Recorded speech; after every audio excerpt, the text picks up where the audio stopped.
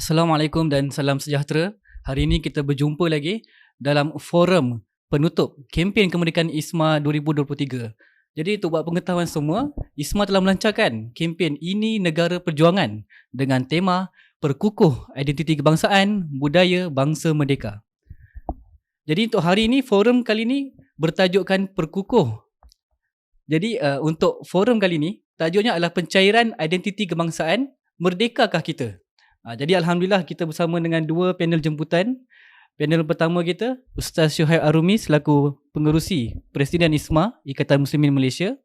Dan juga panel kedua, Ustaz Fauzi Asmuni selaku perunding kanan antarabangsa Ikatan Muslimin Malaysia. Jadi Alhamdulillah sihat semua Ustaz. Alhamdulillah.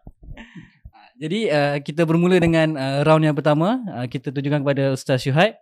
Jadi bila kita bercerita tentang identiti kebangsaan, jadi apakah sebenarnya identiti kebangsaan Malaysia? Mungkin Ustaz Syuhaib boleh rumuskan. Bismillahirrahmanirrahim. Jadi bila dinyatakan dalam perbincangan berkaitan dengan identiti nasional ataupun identiti kebangsaan, dia pertama sekali adalah identiti itu adalah melambangkan kepada sesuatu, pelambangan kepada sesuatu.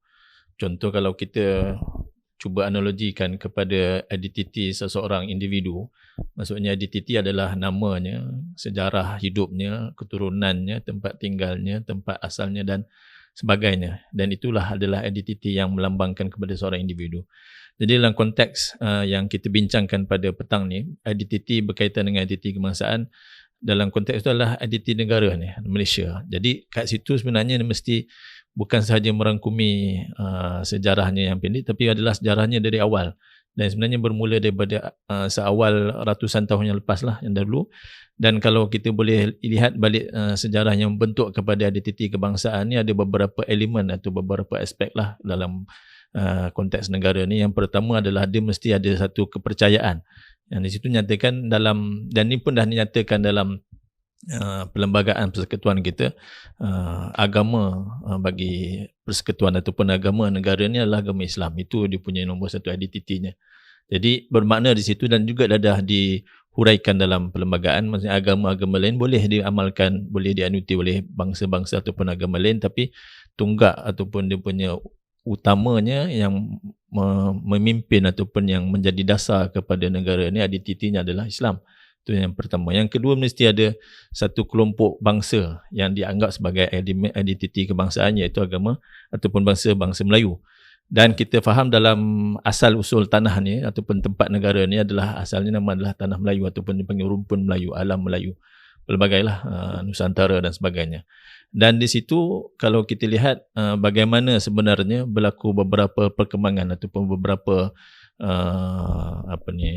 perkembangan lah dinyatakan dalam sejarah, bagaimana akhirnya sebenarnya tanah Melayu ini asalnya adalah penduduknya adalah orang Melayu yang duduk di beberapa tempat di Melaka dan di beberapa tempat lah di kawasan Kedah dan sebagainya. Dan kalau kita percepatkan sejarah tersebut, akhirnya berlakulah tragedi penjajahan, siri-siri penjajahan, dan bermula di situ beberapa fakta-fakta sejarah yang kita tak boleh nafikan adalah pengejaran masuk kaum-kaum lain yang ini membentuk kepelbagaian kaum di tanah Melayu ataupun di Malaysia sekarang ni. Dan bila berlakunya pembentukannya pencantuman Sabah Sarawak dalam pembentukan Malaysia, maka sebenarnya di situ bertambah lagi kemajemukan masyarakat Malaysia. Tapi suka untuk saya nyatakan, akhirnya memang sudah dinyatakan dalam perlembagaan juga, akhirnya identiti kebangsaan ni kita meraihkan kepelbagaian bangsa, kepelbagaian etnik, tapi dalam masa yang sama teras kepada budaya ataupun teras kepada bangsa yang dinyatakan sendiri dalam perlembagaan adalah bangsa Melayu yang ditarwiskan sebagai beragama Islam, berbahasa Melayu dan juga mengamalkan budaya ataupun adat istiadat Melayu lah. Jadi sebenarnya apa yang cuba untuk kita nyatakan di sini, sesuatu negara perlulah ada dia punya identiti kebangsaan, identiti yang membentuk. Maksudnya kalau kita pergi keluar, yang melambangkan identiti negara ni apa?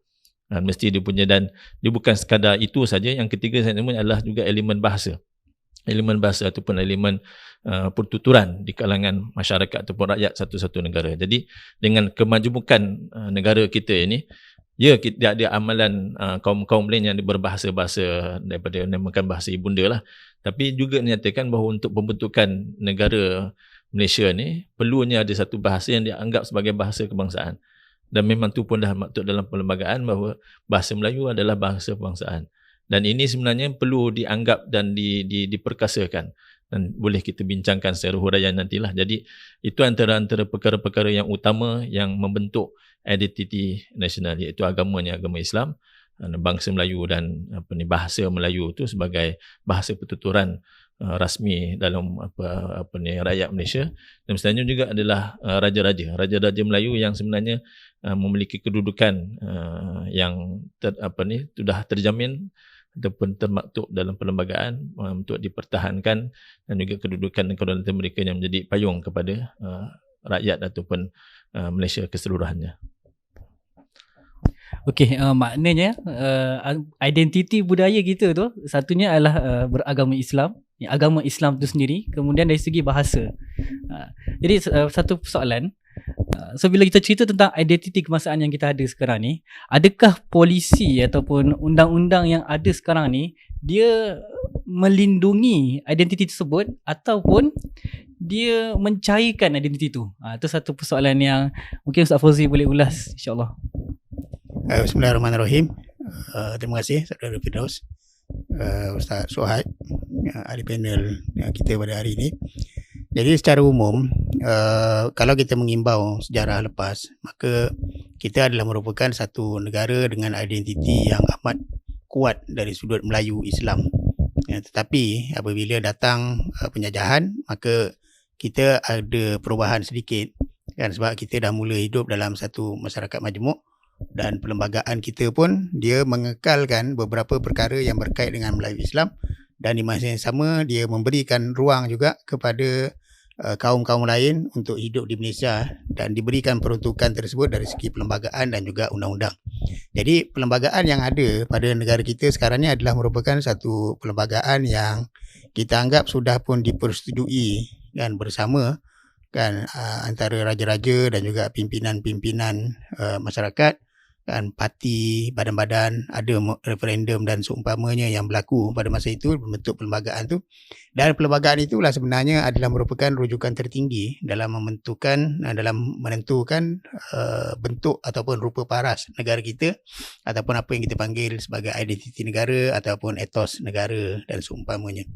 Jadi seperti mana yang disebutkan oleh Ustaz Suhaib tadi, perkara yang paling tidak boleh dibuang dalam identiti negara kita ni adalah Islam Melayu dan juga institusi raja. Jadi kalau macam kita dan juga Brunei, kan, sama dari sudut konsep tiga perkara ni, kita sebut, kan, iaitu berkenaan tentang Melayu Islam Beraja, maka sendiri ada istilah tu iaitu MIB, Melayu Islam Beraja di Brunei. Sebab kita adalah merupakan negara yang datang daripada sejarah yang sama dan juga rumpun yang sama. Jadi ketiga-tiga unsur ni adalah merupakan unsur paling penting dalam pembentukan identiti negara. Dan walaupun diberikan ruang kepada bahasa lain untuk dipertuturkan, kemudian begitu juga beberapa budaya lain untuk diamalkan, agama lain juga untuk dipraktikkan, tetapi teras dan juga rupa paras negara itu dimaktubkan dalam perlembagaan, kan, secara bertulis bahawa Islam adalah agama persekutuan, bahasa Melayu adalah merupakan bahasa rasmi. Kemudian kita juga ada polisi dalam yang telah digubah oleh kerajaan beberapa puluh tahun lepas berkenaan tentang dasar kebudayaan kebangsaan ataupun dasar kebudayaan negara, yang mana-mana budaya yang nak dijadikan sebagai budaya negara ini, dia mesti berteraskan kepada budaya asal, iaitu budaya Melayu. Nah, jadi Melayu itu tidak merujuk hanya kepada Melayu di tanah air kita saja, tapi Melayu serumpun, kan, termasuklah Indonesia, Thailand, Kemboja, Filipina dan seumpamanya lah, Singapura. Jadi itu budaya yang asal adalah merupakan budaya yang dianggap sebagai budaya kebangsaan. Ini secara polisi, secara polisi. Dan kemudian kalau sekiranya nak dimasukkan budaya-budaya lain, dia mesti selari dengan budaya asal. Jadi kita punya negara sudah ada perlembagaan, sudah ada undang-undang, sudah ada polisi pun sebenarnya, kan, dan ada dasar. Tetapi yang mungkin kurang adalah dari sudut pembudayaan dan juga dari sudut apa orang kata sebagai penguatkuasaan, kan, penguatkuasaan tu. Jadi sebagai contoh kan, kalau macam kita bercakap hari ini berkenaan tentang beberapa peristiwa yang berlaku, contohnya kan konsert yang memaparkan agenda LGBT secara kuat.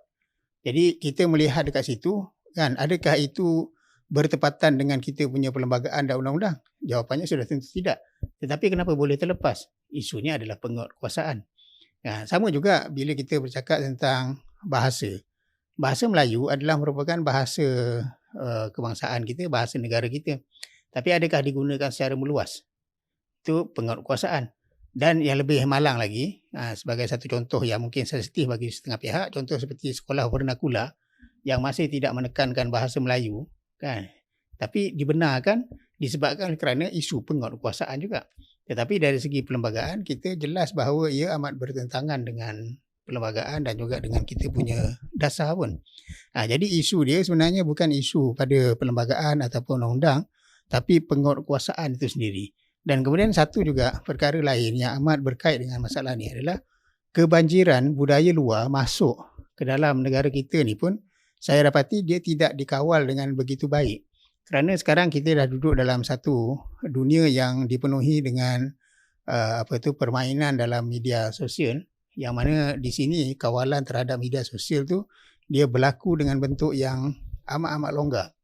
Jadi daripada situ masuk budaya-budaya baru, dan budaya-budaya baru ni sebenarnya akhirnya merubah kita punya identiti. Sebagai contoh kan, berapa ramai kan golongan muda yang fasih menuturkan bahasa Melayu secara baku, kan? Amat-amat sukar kita jumpai, kan? Tapi sebaliknya adalah bahasa yang dah bercampur dengan bahasa Inggeris, bahasa yang dah bercampur dengan istilah-istilah selanggar, bahasa-bahasa begitu disebabkan kerana kebanjiran, kan? Media sosial dah bercakap menggunakan dialek itu ataupun bahasa itu. Jadi akhirnya kita terpengaruh disebabkan kerana penguasaan terhadap itu tidak begitu kuat. Dan sama juga macam kebanjiran filem-filem luar kan masuk.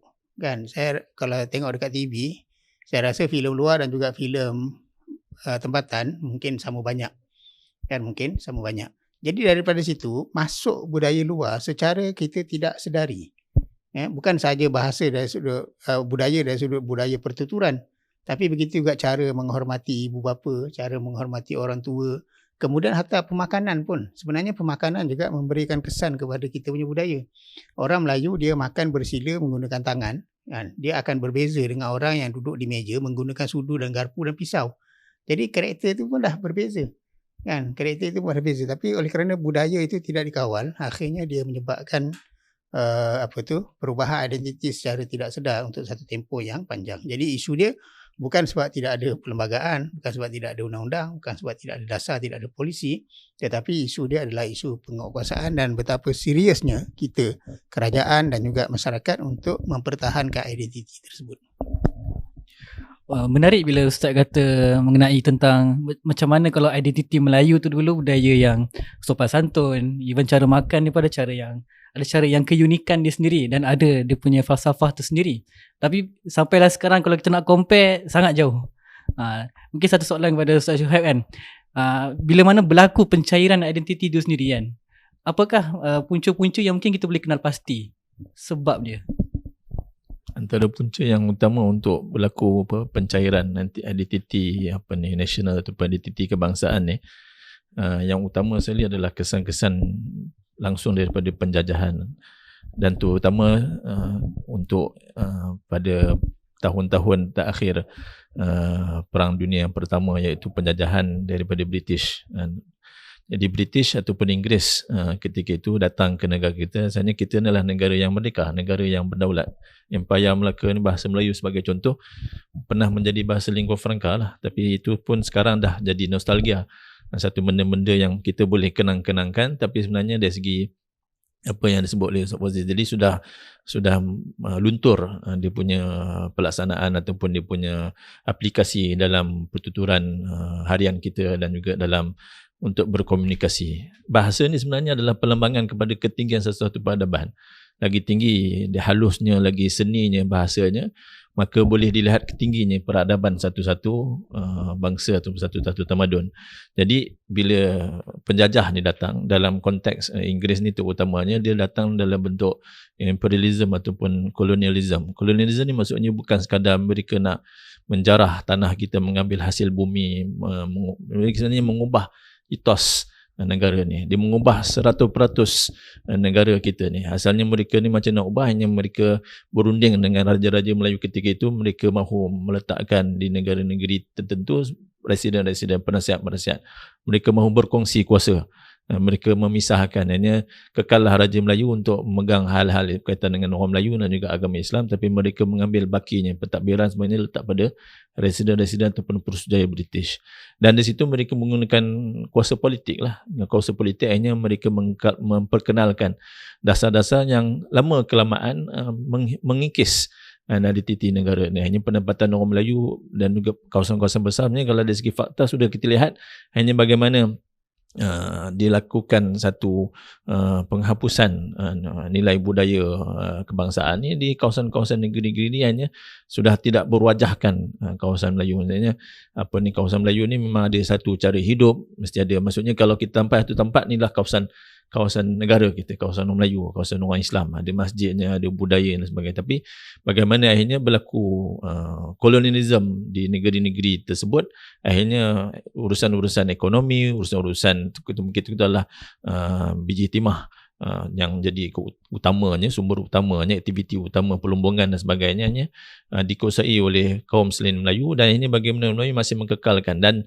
yang sebenarnya yang ada dalam bahayanya penjajahan ni adalah mereka meletakkan satu perasaan dalam bangsa Melayu ataupun dalam rakyat Malaysia ni, seolah-olah apa sahaja yang dikaitkan dengan Melayu, apa sahaja dikaitkan Islam sebagai satu kolon yang tidak maju mundur, yang tidak progresif. Yang digambarkan orang Melayu untuk boleh pergi ke hadapan. Hanya mereka nak ke hadapan mesti tinggalkan budaya Melayu, nak ke hadapan mesti tinggalkan bahasa Melayu, nak ke hadapan mesti menggunakan bahasa dan budaya lain.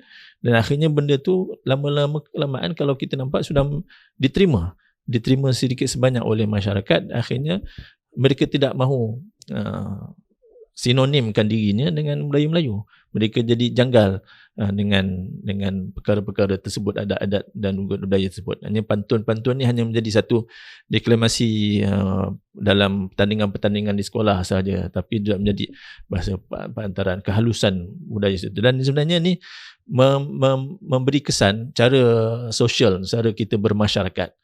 Hanya masyarakat sudah menjadi individualistik, masyarakat sudah menjadi tidak mampu berkomunikasi dengan baik, jadi terlalu sensitif, yang melampau dengan agresif ataupun menjadi kehidupan yang terasing daripada satu sama lain. Sebenarnya kalau kita lihat, dia sebenarnya berkait dengan penghapusan ataupun usaha-usaha pencairan identiti ni. Yang seterusnya saya nak sebut juga adalah bagaimana sebenarnya usaha mereka untuk menggambarkan satu suasana ataupun hanya walaupun Islam tu dah termaktub dalam sebagai agama persekutuan perkara 3, tapi juga masih lagi kita lihat seolah-olah digambarkan apa-apa saja yang berkaitan dengan Islam ni masih lagi jadi diketepikan dengan maksud, contohnya dari segi permakasaan mahkamah syariah. Jadi hanya dah ada dua sistem yang baru ni berlaku kes bagaimana mahkamah akta tertentu, elemen-elemen tertentu dalam mahkamah syariah di negeri-negeri sudah pun dicabar dari segi perundangan. Maksudnya mereka ada sana satu perasaan mahkamah ataupun pelaksanaan undang-undang yang daripada Islam, yang sudah pun kalau kita lihat dari segi sejarahnya, Melaka ni sudah pun melaksanakan. Di sana ada undang-undang Laut Melaka dan juga ada hukum kanun Melaka tu. Yang hanya sebenarnya kalau kita lihat dokumen tu memang berasaskan kepada Islam. Dilaksanakan oleh pemerintah sultan ketika itu. Jadi pencairan tu berlaku utama sekali adalah dengan penjajahan. Faktor yang kedua adalah juga dengan sebab perkembangan globalisasi ekonomi. Ia berlaku macam tadi, hanya kepesatan ekonomi dia mempercepatkan kita berkomunikasi. Tapi dalam sungguh kita juga tak, macam disebutkan oleh Ustaz Fazli tadi, kita tak boleh di sana menolak kebanjiran budaya-budaya luar, dan sebenarnya mereka bertujuan untuk hanya mengubah identiti tersebut. Jadi bagaimana untuk kita mengekalkan tersebut, akhirnya kita boleh terima apa saja yang tidak bertentangan dengan norma ataupun amalan budaya Islam dan juga Melayu, tapi di sana mesti ada satu mekanisme kawalan yang kalau kita lihat pun sebenarnya beberapa negara masih lagi mengekalkan perkara tersebut, penggunaan bahasa-bahasa kebangsaan, even sehingga penggunaan papan-papan tanda di beberapa negara masih mengekalkan bahasa sendiri untuk menggunakan bahasa Inggeris. Contohnya di Jepun, di beberapa negara-negara Eropah, mereka masih atas perkara itu. Itu adalah lambang negaranya. Ada makanannya, ada dia punya budayanya yang berasaskan kepada asal usul atau sejarah negara tersebut yang panjang. Jadi kita agak keliru di Malaysia ini, kenapa perkara tersebut tak boleh dilaksanakan. Usul-usul pemerkasaan bahasa Melayu, usul-usul pemerkasaan undang-undang syariah yang berkaitan dengan umat Islam, lainnya perkara tersebut dianggap sebagai satu perkara yang seolah-olah bertentangan pula dengan identiti kebangsaan, sebagai itu adalah asal usul identiti negara kita lah. Itu saja. Oh, menarik. Tekak kering. Tapi menarik apa yang Ustaz Syahid katakan. Maknanya dia punya antara punca permulaan tu adalah daripada penjajahan. Kita punya daripada British. Cuma pelik bila kita tengok kan. Kalau kita faham, bila kita British menjajah kita selepas beberapa ratus tahun. Tapi waktu ini kita macam mengidolakan dia orang. Mengidolakan sistem dia. Itu satu perkara yang bagi saya nampak pelik lah. Jadi so bila kita cerita tentang punca-punca pencairan atau macam mana identiti kebangsaan tu semakin lama semakin terhakis ataupun dilupakan. Jadi apakah solusi, kalau Ustaz Fauzi boleh kongsikan solusi yang kita boleh utarakan? Baik ya. Jadi kalau kita bercakap berkenaan tentang penyelesaian ataupun solusi, setelah mana kita mengenal pasti punca kan, maka sebenarnya kita kena berinteraksi dengan punca tersebut secara langsung dan juga secara kuat. Jadi seperti mana yang disebut oleh Ustaz Suhaib tadi, salah satu daripada punca kenapa budaya dan juga identiti negara kita berubah adalah disebabkan oleh kerana penjajahan. Jadi di sini satu persoalan yang paling penting sekali kan, adakah negara kita sudah benar-benar merdeka dari penjajahan? Jadi itu adalah merupakan satu persoalan yang cukup asas. Kalau sekiranya kita melihat kepada apa yang berlaku kepada negara hasil daripada penjajahan itu, sebenarnya ia macam masih lagi berlaku pada sudut-sudut tertentu. Jadi kalau di sini saya suka untuk mengemukakan secara kuat bahawa sebenarnya kita masih lagi belum bebas secara sepenuhnya. Kita mungkin selesai dari sudut penjajahan ketenteraan, tetapi ada banyak lagi bentuk-bentuk penjajahan lain yang mengekang negara kita ni, yang akhirnya memberikan kesan kepada identiti budaya kan, yang berpunca daripada beberapa polisi-polisi yang mungkin kita anggap sebagai longgar. Sebagai contoh, bila kita bercakap berkenaan tentang undang-undang kan, contoh British dah tak ada kan, tapi negara kita masih terikat dengan beberapa perkara yang berkait dengan undang-undang British.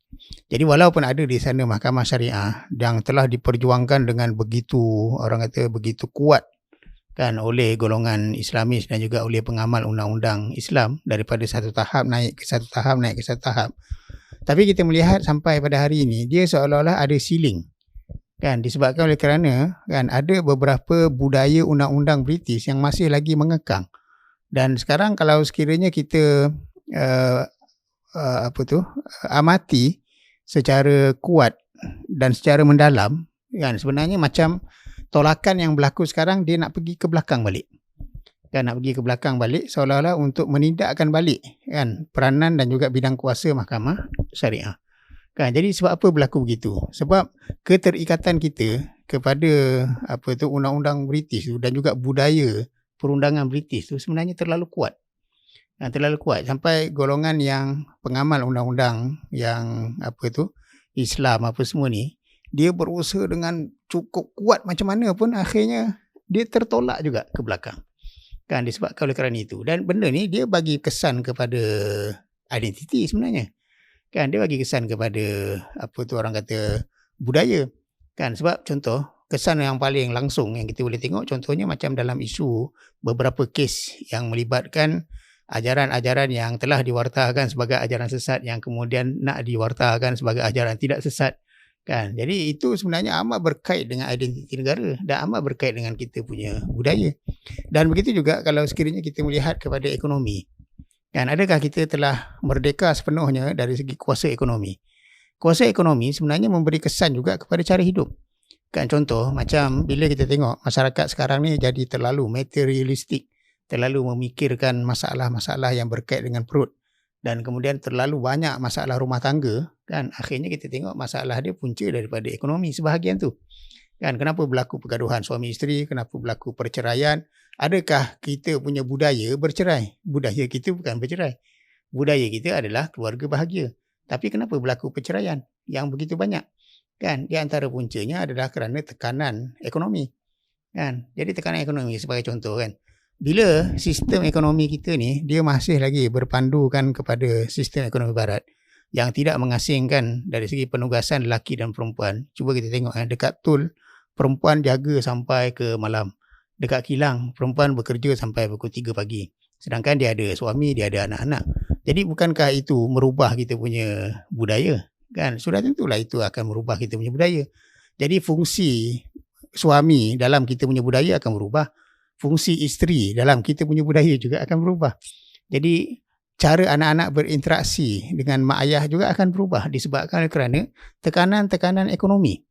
Kan jadi tekanan ekonomi ni berpunca kan daripada banyak kan perkara-perkara yang berkait dengan kesan-kesan penjajahan ekonomi yang masih berlaku sampai sekarang.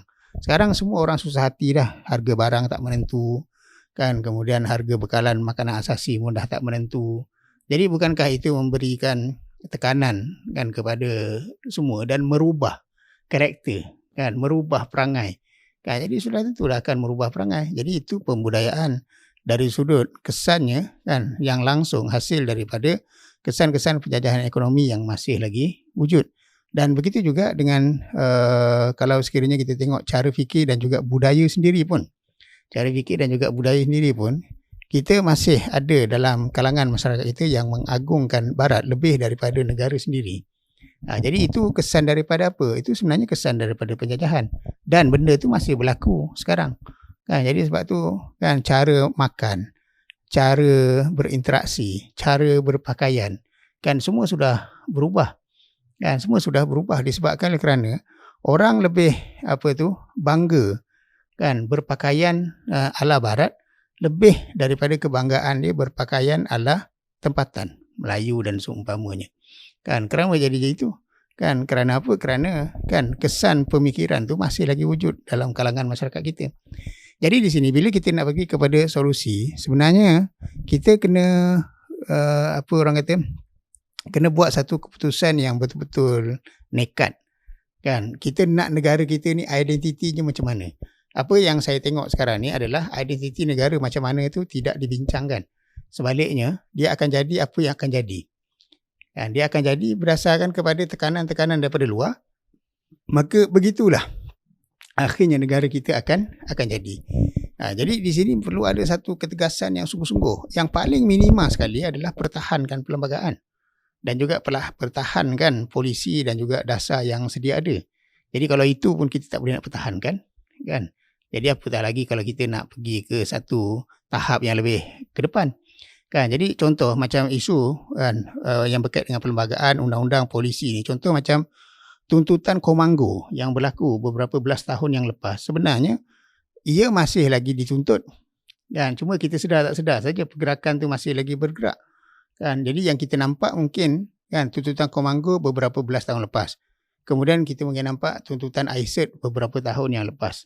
Kita mungkin nampak tuntutan golongan LGBT berkenaan tentang konvensyen yang berkait dengan SOGI beberapa tahun yang lepas.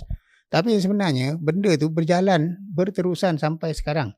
Jadi tuntutan-tuntutan itu sebenarnya adalah merupakan tuntutan yang memang akan merubah perlembagaan secara kuat. Ya, dan bahkan sekarang dah berlaku kan tuntutan untuk perlembagaan merujuk kepada apa yang disebut sebagai Doctrine of Basic Structure.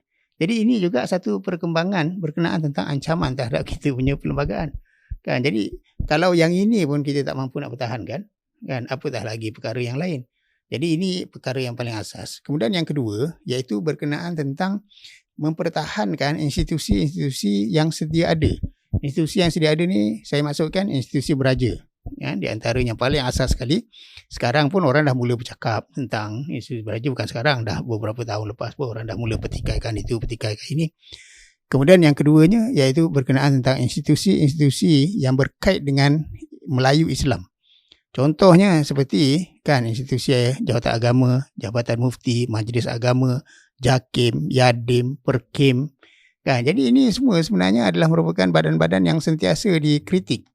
Termasuklah juga tabung haji, termasuk juga MARA. Kalau kita senaraikan semua institusi tu, ini semua institusi panas yang sentiasa mendapat kritikan, yang sentiasa menerima cadangan itu, cadangan ini, cadangan perubahan itu, cadangan perubahan akta ini.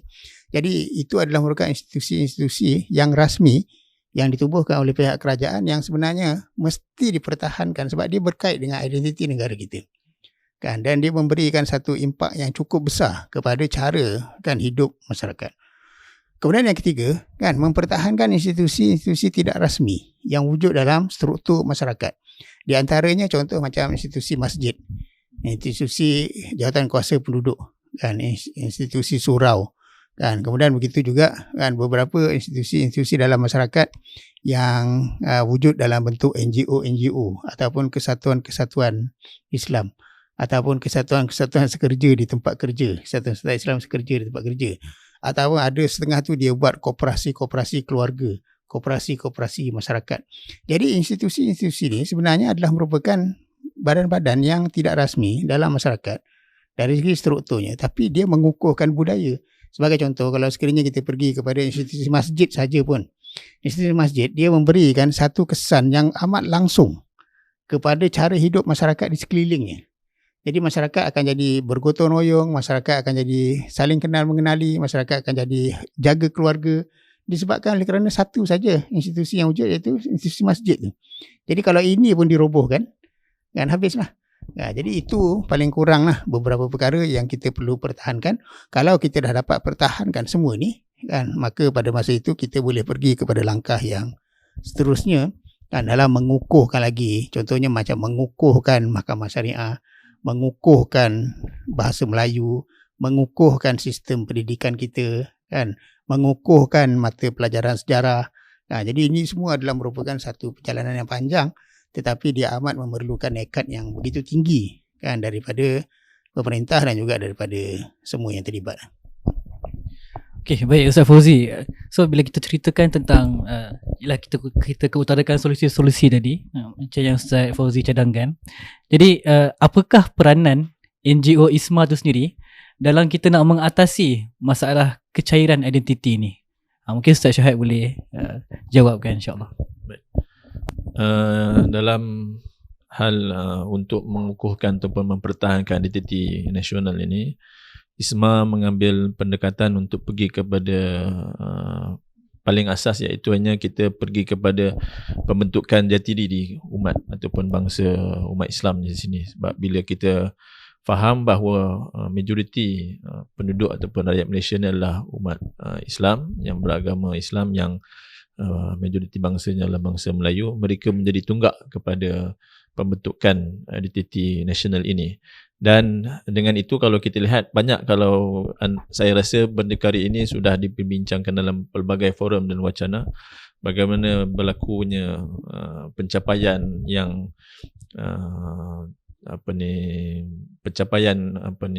bangsa Melayu tu, utamanya umat Islam ni, dalam ekonomi dan pendidikan, berada dalam satu pencapaian yang sebenarnya perlu diperbaiki. Banyak sana ruang untuk diperbaiki dengan atas berbagai faktor, dan berbagai faktor akses kepada perkara pendidikan. Di sana ada bantuan-bantuan yang mereka masih lagi perlukan dan sebagainya.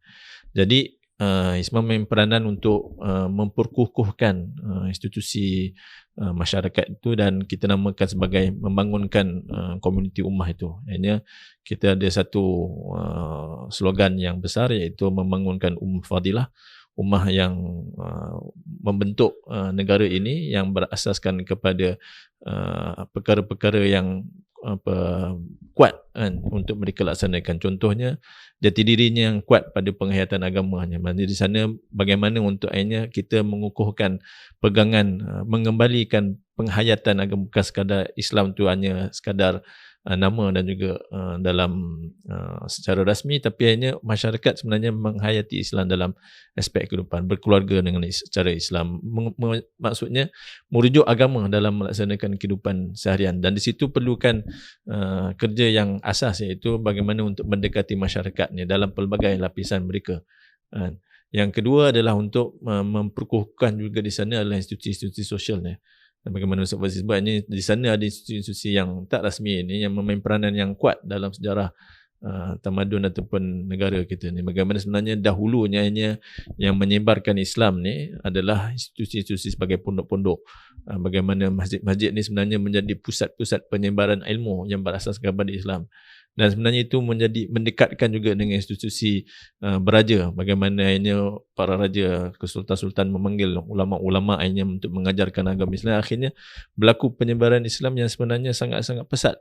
Dan kalau kita lihat pelaksanaan ataupun pengamalan Islam di negara kita dalam sudut jauhnya dari segi geografi dengan tanah Arab ni, tapi dari segi pengamalan kita lebih baik berbanding dengan negara-negara yang beradanya dekat dengan di sana. Maksudnya di situ walaupun kita ada di sana batasan ataupun limitasi bahasa dari segi memahami Al-Quran di situ, tapi di sana kuatnya para ulama yang kita pergi ke Mekah dan mereka pulang, mereka bentuk satu, sebenarnya membangunkan satu sistem pendidikan. Kalau kita boleh bincangkan satu sudutnya, itu sistem pendidikan agama Islam.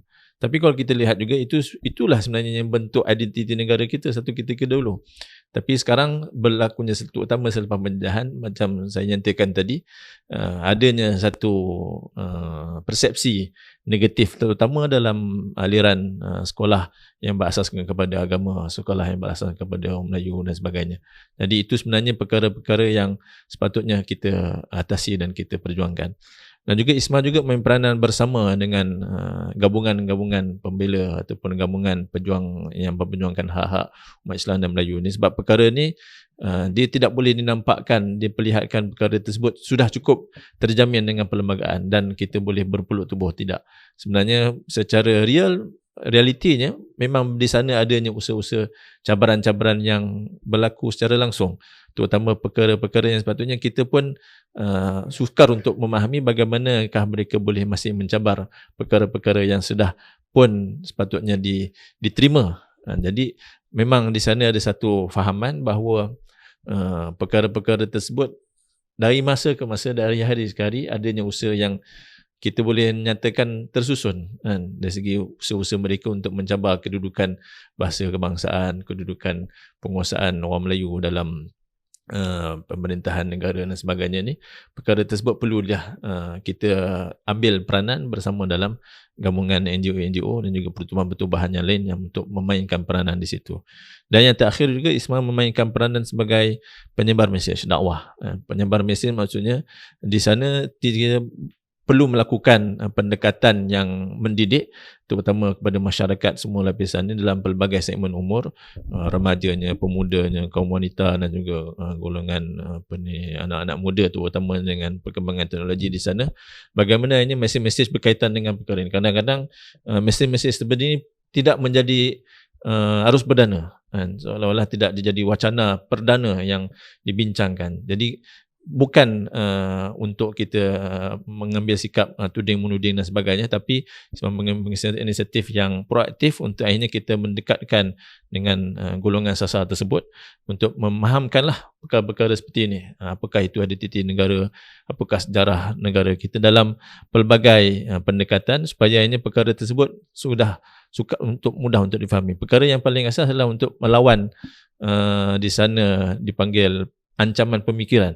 Di sana ada satu usaha ancaman pemikiran bagaimana untuk akhirnya menjadikan negara kita ni yang liberal, negara kita ni yang sebenarnya yang tidak perlu berasaskan kepada apa-apa agama, berasaskan pada apa-apa bangsa. Jadi sebenarnya perkara tersebut mesti diatasi, dihalang dengan usaha-usaha begini. Jadi itulah peranan utama yang dimainkan oleh ISMA. Okay, jadi kalau Ustaz Syuhaib katakan ada 3 peranan utama ISMA. Yang pertama adalah membina komuniti Ummah Fadilah itu sendiri. Yang keduanya adalah bekerjasama bersama-sama institusi sosial. Dan yang ketiga adalah harus penandakan mesej dakwah. Jadi apakah pula peranan masyarakat? Sebab kita faham bukannya nak kembalikan balik identiti kebangsaan ni bukan yang terhad kepada NGO ataupun kerajaan. Tapi apakah peranan masyarakat itu sendiri dalam mengatasi masalah ni? Baik, peranan masyarakat, perkara yang paling asas, struktur masyarakat adalah merupakan satu struktur yang besar, tetapi dalamnya ada nukleus. Nukleus itu adalah keluarga-keluarga. Jadi bilangan kebaikan yang ada pada keluarga sebenarnya akhirnya akan terkumpul dan memberikan suatu kesan dalam pembentukan kebaikan kepada masyarakat lah.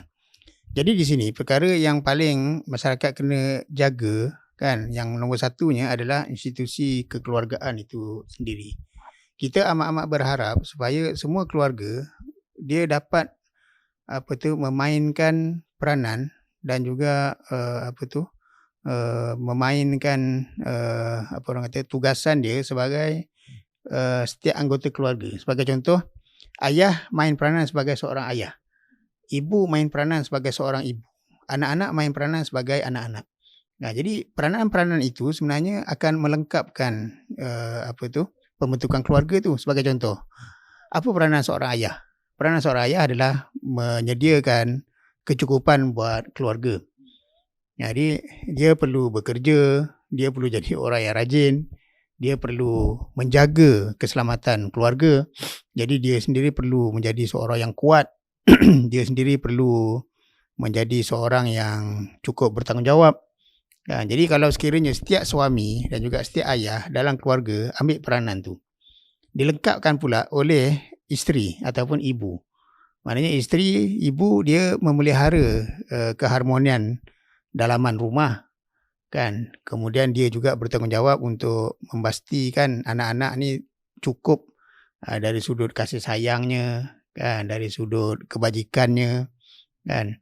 Dan kemudian dia berperanan sebagai seorang wanita lah, wanita dalam rumah. Maknanya dia adalah merupakan seorang isteri, dia adalah merupakan seorang ibu, dia adalah seorang suri rumah kan. Jadi kalau dapat kita mainkan peranan itu baik-baik betul, dan begitu juga dengan anak-anak, kemudian kita tambahkan dengan nilai-nilai tempatan yang kita dah ada. Contohnya macam budaya hormat menghormati di antara keluarga. Kemudian begitu juga budaya dalam masyarakat kita ni, contohnya seperti budaya solat berjemaah. Kemudian budaya anak-anak membesar kan, dengan kefahaman Islam. Jadi kita dah ada budaya tu sebagai contoh kan, daripada dulu lagi. Orang Melayu ni bila dia besarkan anak, dia mesti fikir anak nak hantar sekolah mana. Kan, dia mesti fikir anak nak hantar sekolah yang bagus dan kemudian petang dia akan hantar sekolah agama. Jadi itu satu budaya. Jadi kalau sekiranya masyarakat kita ni, ahli-ahli keluarga masih lagi menjaga budaya tu, sebenarnya kita tak akan tersasar pun. Sama juga macam budaya hiburan dalam keluarga. Kan, sejauh mana kita nak letakkan limitasi kepada hiburan dalam keluarga, sebenarnya bergantung kepada keluarga.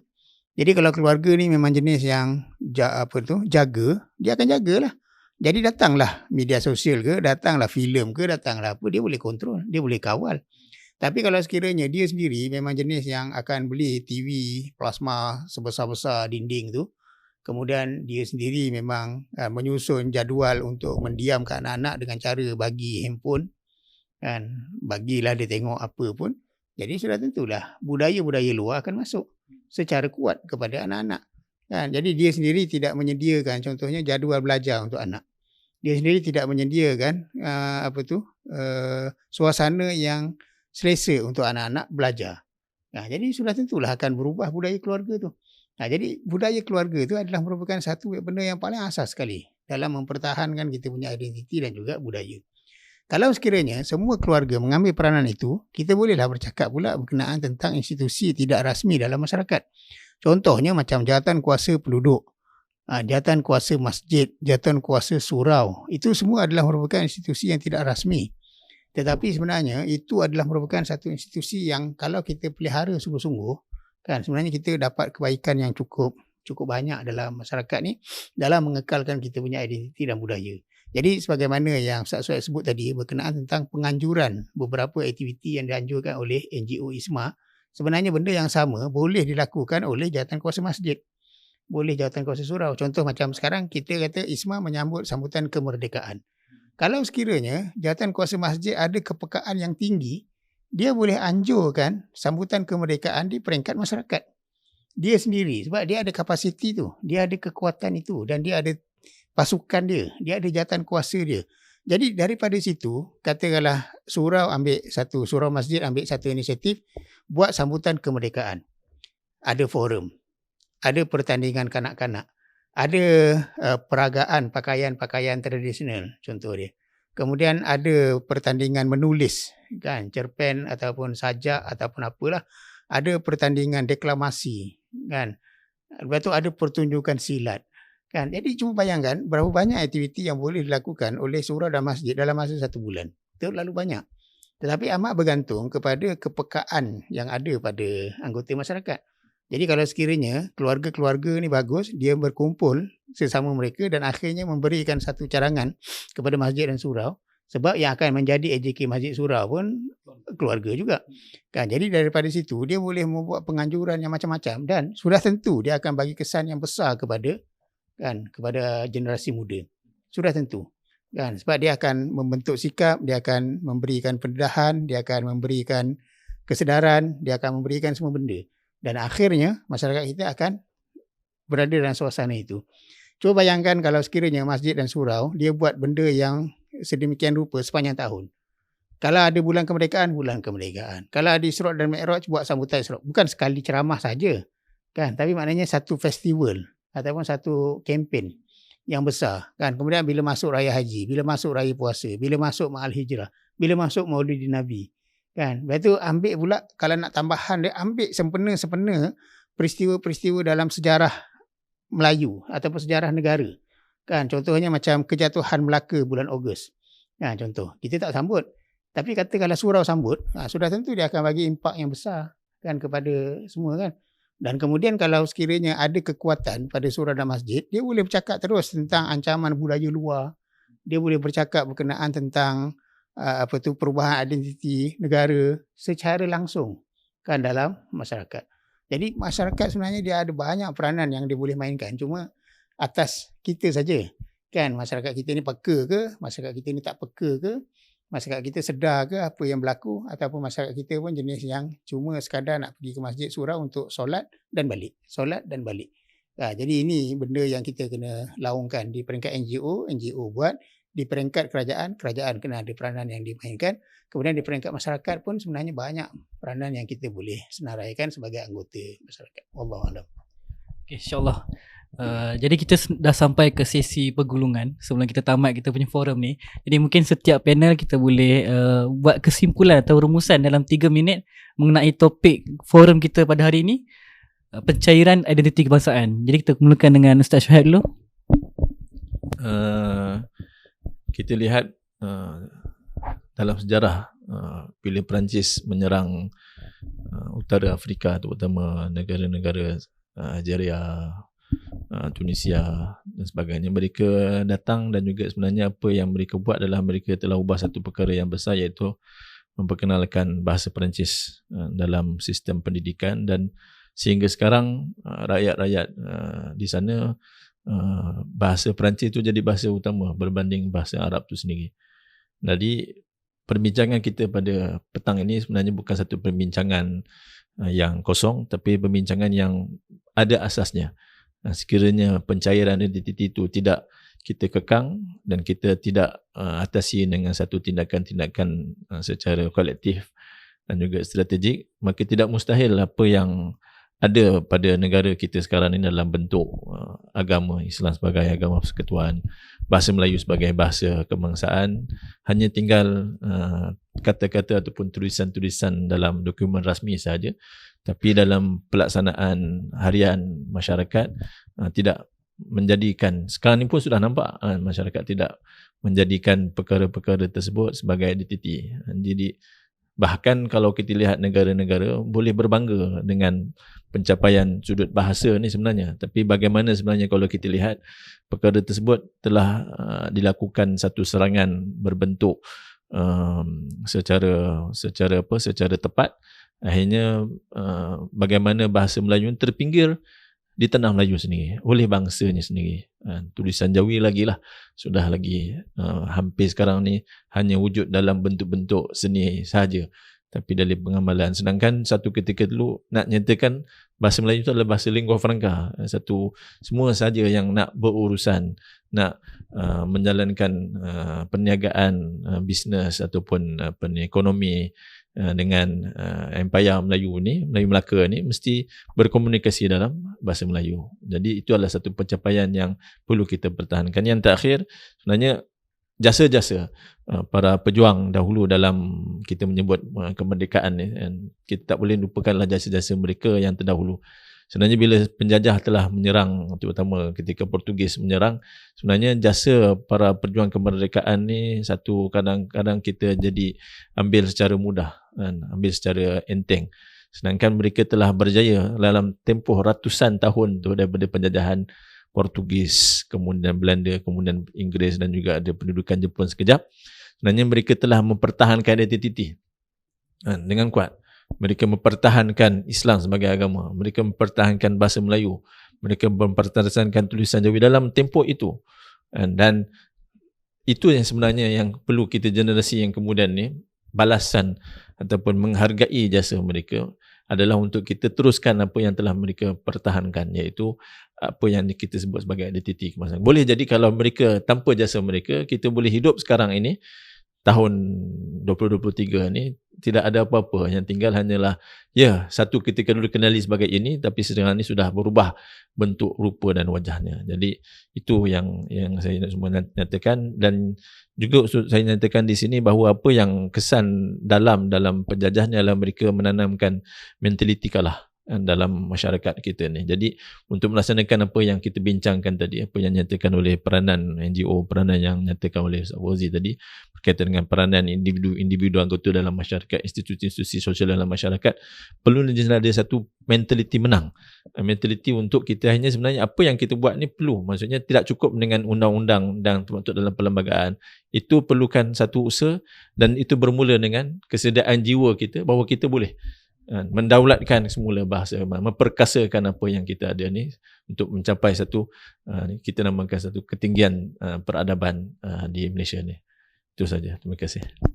Okey, terima kasih kepada Ustaz Syuhaib, dan yang terakhir kepada Ustaz Fauzi, sesi bergulungan insya-Allah.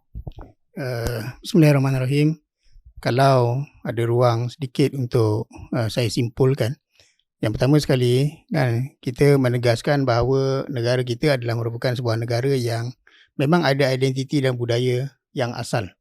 Jadi dia bukan datang daripada tidak ada apa-apa, tapi sebaliknya dia adalah merupakan satu negara yang mempunyai identiti yang begitu kukuh, dikukuhkan oleh apa yang berlaku sepanjang sejarah berkurun-kurun. Dan begitu juga dia sudah ada satu pembudayaan yang juga kukuh, kan? Diperkukuhkan juga oleh banyak perkara yang berlaku dalam sejarah selama berkurun-kurun juga. Jadi identiti asal dan juga budaya asal itu adalah merupakan sesuatu yang memang ada. Sebab kadang-kadang orang dakwa Malaysia ni dia negara yang tak ada identiti. Dia entah datang dari mana-mana. Jadi kita corakkanlah. Kita kata bukan begitu.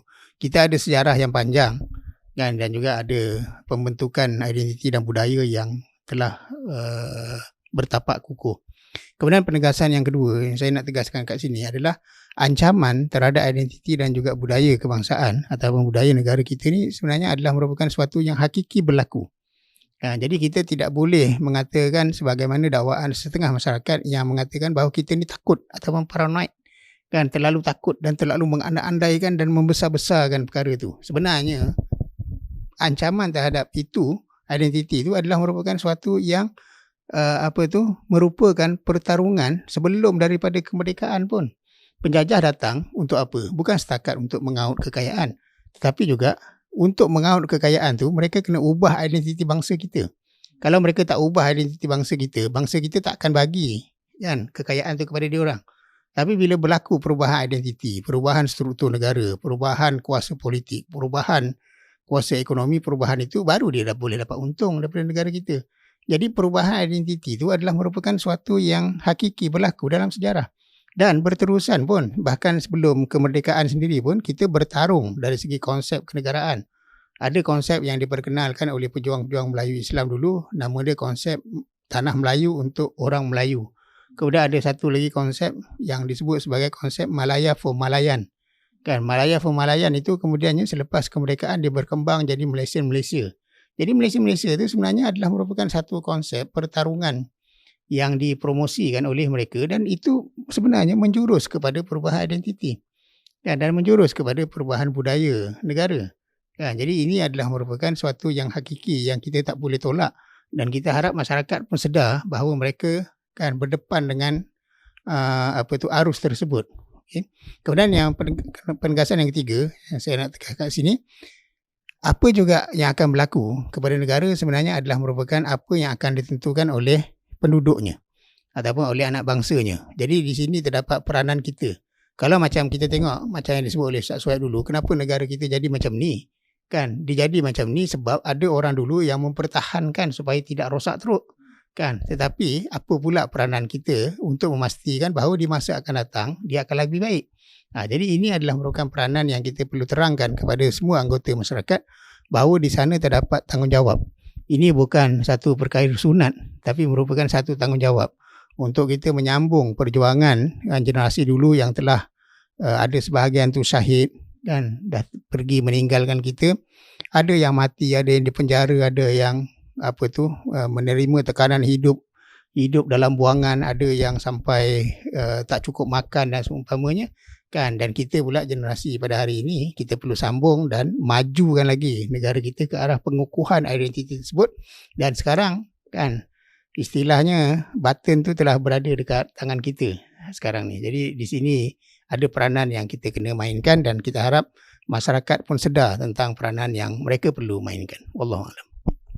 Baiklah, insyaAllah. Terima kasih kepada Ustaz Fauzi dan juga Ustaz Syuhaib atas kesudian untuk berada dalam forum kita kali ini.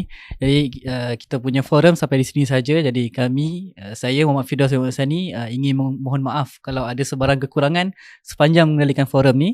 Dan sebelum kita akhiri, suka untuk saya tegaskan balik mengenai apa yang mesej-mesej yang disampaikan sebentar tadi harap dapat diterima dengan baik. Dan saya akhiri forum ni dengan saya mengingatkan kembali tema kempen kita, perkukuhkan identiti kebangsaan, budaya bangsa merdeka. Assalamualaikum warahmatullahi wabarakatuh.